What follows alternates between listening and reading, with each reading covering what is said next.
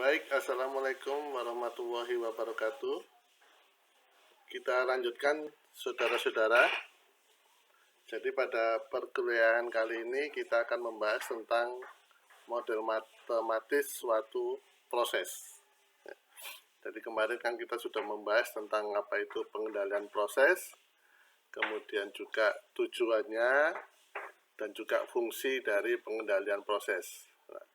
Saya harap Anda sudah bisa paham tentang apa itu kontrol variabel, kemudian manipulated variabel, disturbance, dan sebagainya. Ya. Termasuk juga struktur feedback ataupun feedforward control system. Nah, sekarang kita lanjut. Yang menjadi pertanyaan adalah, kenapa sih model matematis itu sangat diperlukan untuk proses kontrol?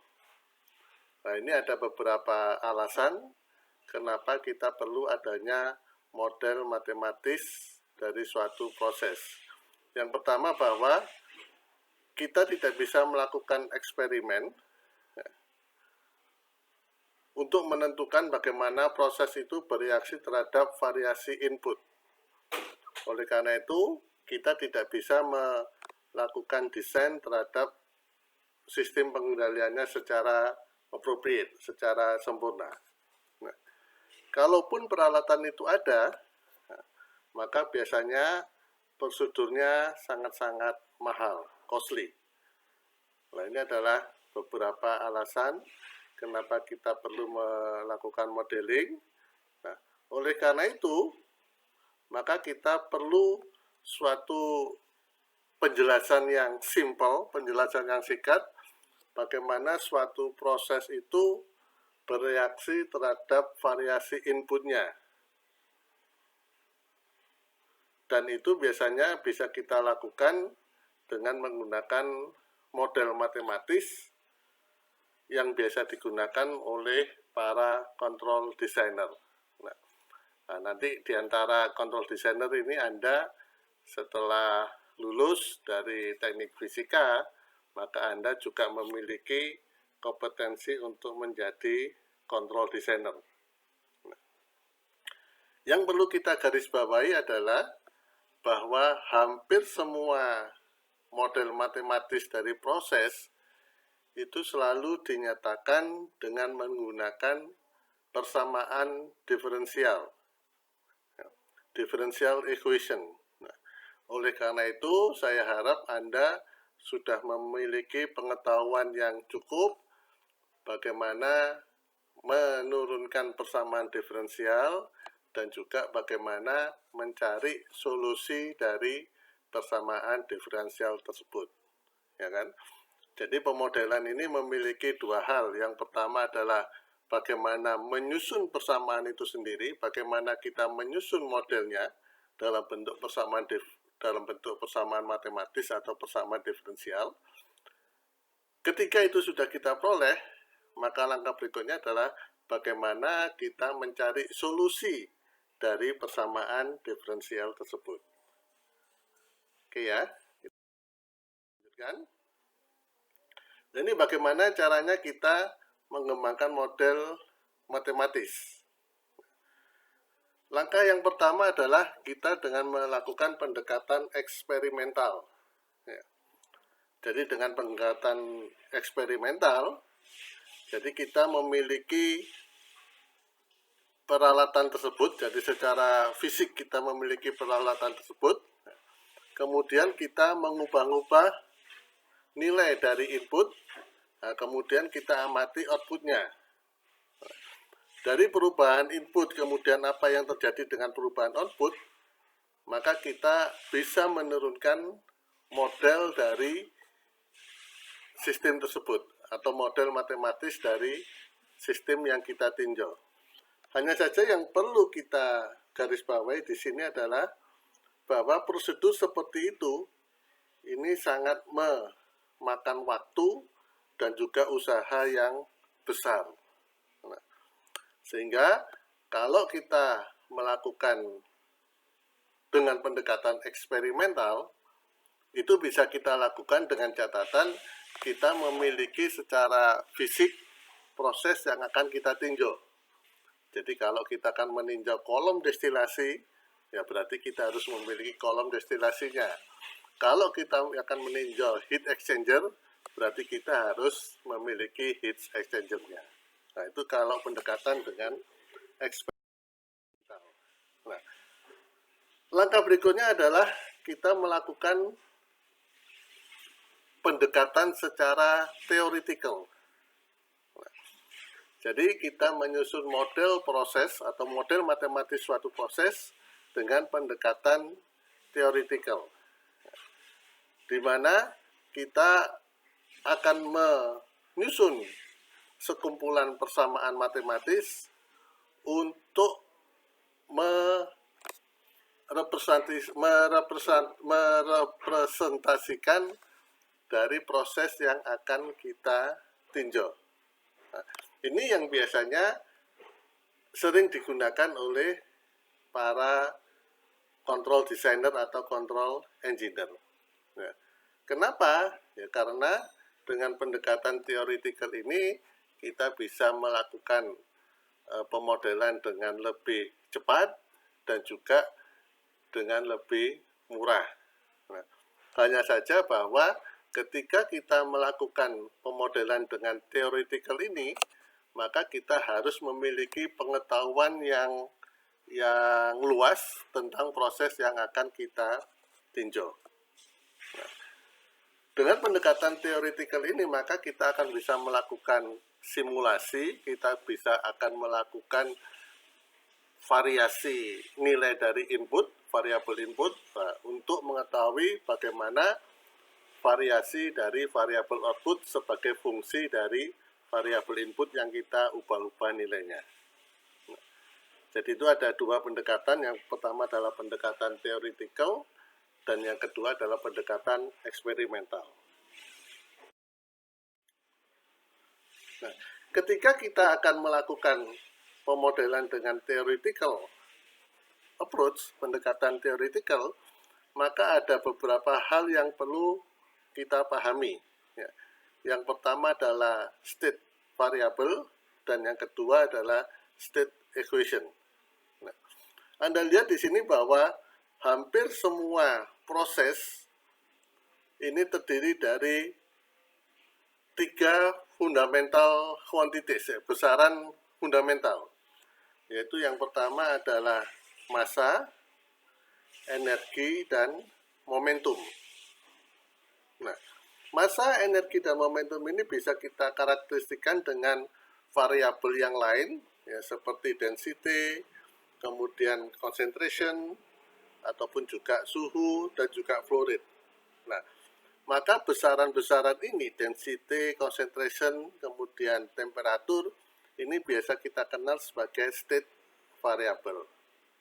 Nah, sedangkan persamaan yang menghubungkan antara suatu state variable pada variabel yang berikutnya yang diturunkan dari prinsip konservasi, maka ini kita kenal dengan state equation. Ya. Jadi kalau state variable itu merepresentasikan variabelnya, tetapi kalau state equation itu merepresentasikan persamaannya, ya. Persamaan yang menghubungkan antara state variable tersebut. Nah, ini beberapa prinsip konservasi dari, kita lihat di sini bahwa hampir semua variabel, ya, bisa kita nyatakan sebagai persamaan bahwa akumulasi dari quantity, ya, besaran S terhadap perubahan waktu ini sama dengan jumlah besaran S yang masuk ke dalam sistem, ya kan, jelas ya.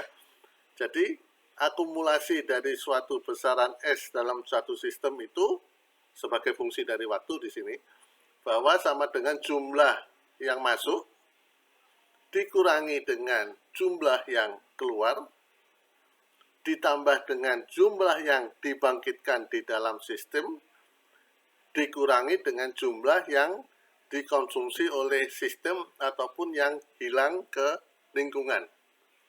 Jadi Anda lihat di sini bahwa semua kuantiti, semua besaran S, ya, baik itu massa maupun energi yang terkandung dalam suatu sistem, itu sama dengan jumlah kuantiti yang masuk, dikurangi dengan jumlah yang keluar, ditambah dengan jumlah yang dibangkitkan, dan dikurangi dengan jumlah yang dikonsumsi atau yang hilang dalam suatu sistem. Nah, kalau prinsip ini sudah Anda pegang, sudah Anda pahami, maka saya yakin Anda bisa menurunkan model proses apapun juga. Ya. Dan satu lagi Anda lihat di sini bahwa semua ini pasti perubahan terhadap time period, ya kan? Jadi perubahan terhadap waktu. Itulah sebabnya saya tadi mengatakan bahwa pemodelan proses atau pemodelan matematis suatu proses itu selalu dinyatakan dengan menggunakan persamaan diferensial. Jadi sekali lagi Anda buka catatan Anda tentang persamaan diferensial dan bagaimana cara mencari solusi dari persamaan diferensial. Ya. Anda persamaannya bisa menurunkan, bisa menyatakan, bisa membangun, nah, tetapi solusinya Anda tidak bisa menemukan, ya sama saja, ya kan? Bisa salah lagi, ya. Persamaannya benar, solusinya salah, salah berarti. Apalagi kalau persamaannya salah, solusinya jelas salah. Nah, kalau persamaannya salah, solusinya benar, Pak. Nah, berarti Anda nyontoh itu ya.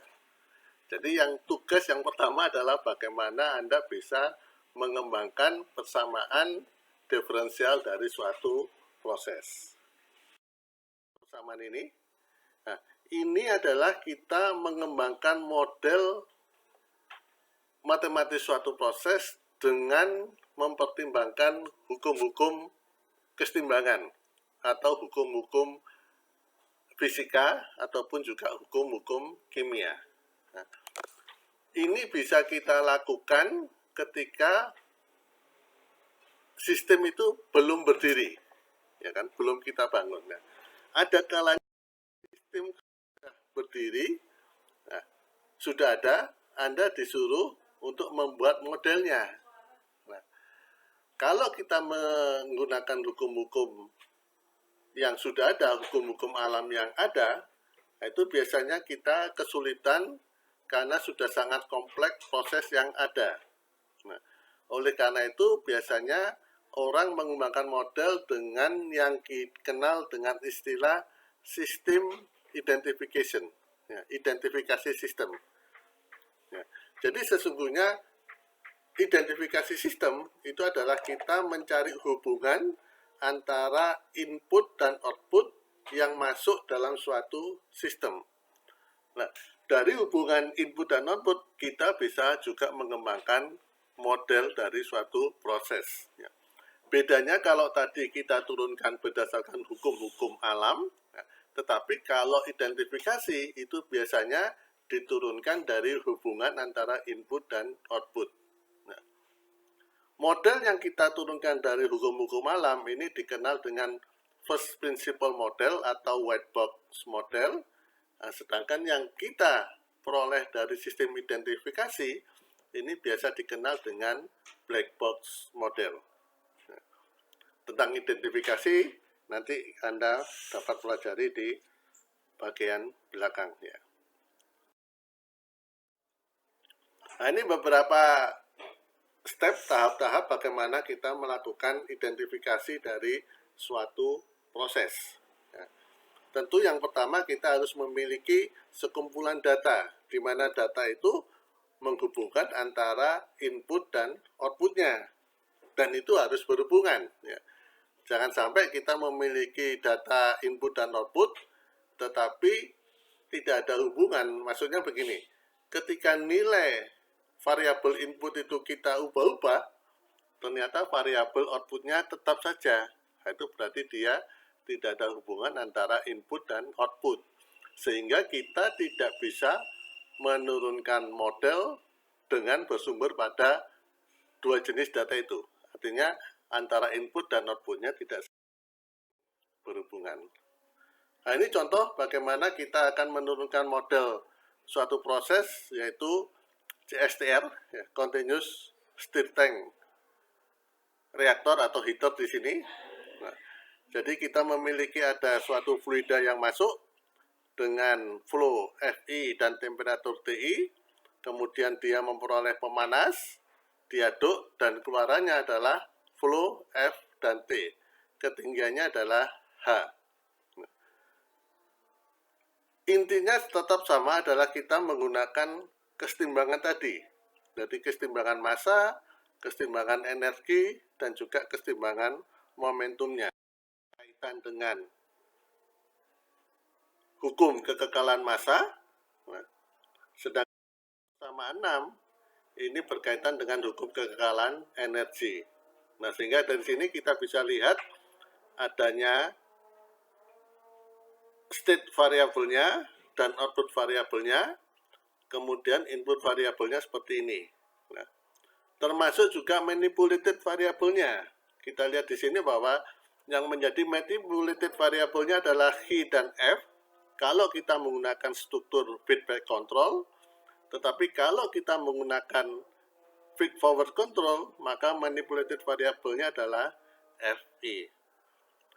Yang perlu Anda ingat bahwa ketika Anda menurunkan model matematis suatu proses, maka harus ada gambaran yang jelas antara variabel input dan variabel outputnya. Oke ya. Nah, sedangkan parameter tetap A, rho, dan CP. Jadi parameternya adalah sesuatu yang nyaris tidak berubah-ubah. Beda dengan variabel, karena variabel nilainya selalu berubah-ubah terhadap perubahan waktu. Baik ya, jadi itu kira-kira bagaimana cara kita menurunkan pemodelan dari suatu proses. Nah, mudah-mudahan dari kuliah ini Anda sudah bisa menentukan, intinya adalah kita berpegangan pada hukum kekekalan kuantitas tadi, bahwa yang tersimpan sama dengan yang masuk, dikurangi yang keluar, ditambah yang dibangkitkan, dikurangi dengan yang hilang. Hilang itu baik dikonsumsi oleh sistem maupun hilang kepada lingkungan. Baik, kira-kira itu.